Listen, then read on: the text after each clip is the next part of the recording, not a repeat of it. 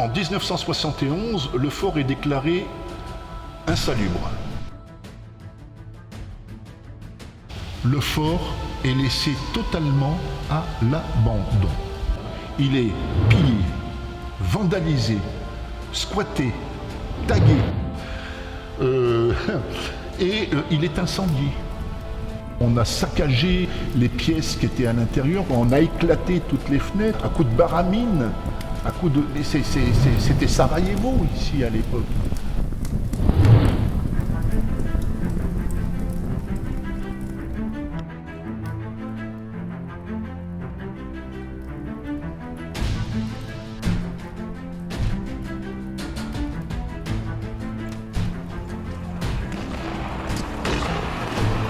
Les Prussiens, les Allemands plus largement, qui ont vaincu les Français en Lorraine, en Champagne, Ardennes et en Alsace, se dirigent vers Paris.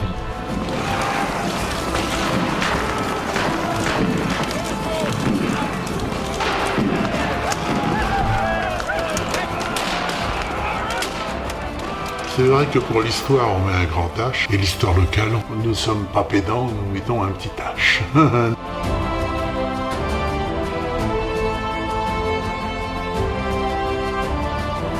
14-18 est une époque pour le fort de Villiers qui est importante, où non seulement il a servi de caserne pour les soldats qui partaient sur le front, mais il a aussi servi au démarrage de la défense antiaérienne.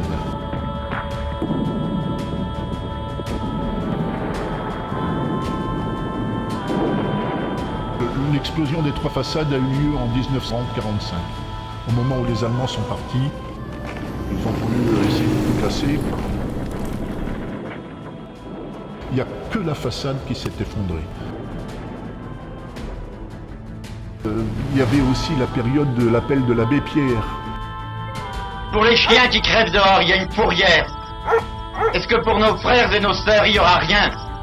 Un brave homme d'agent à qui on disait « Mais vous ne pouvez pas les conduire quelque part », nous répondait « S'ils ne sont pas morts, nous n'avons pas de consigne. » Et ce qui fait que ces gens qui étaient sans abri sont venus se réfugier dans le fort de Villiers.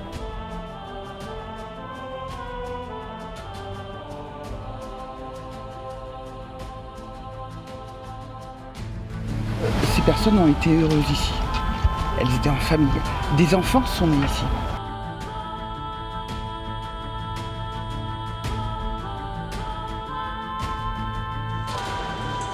On a fait de gros travaux. Nous avons enlevé tous les débris qui s'étaient accumulés. Nous avons nettoyé les tags.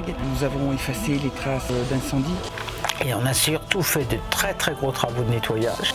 Sur le parc lui-même, pour couper les arbres, faire en sorte qu'on puisse passer aux endroits et en autres. En 2017, nous avons eu le plaisir de savoir que la Fondation Villemotte avait créé un concours et que le fort de Villiers avait été sélectionné, c'est-à-dire qu'il y a eu plus de 130 architectes qui avaient participé à ce concours, 80 avaient été sélectionnés et finalement 3 ont été récompensés.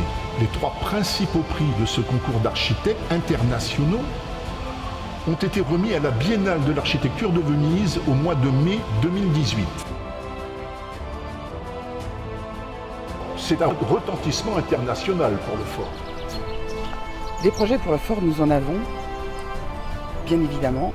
Toutes les idées seront les bienvenues.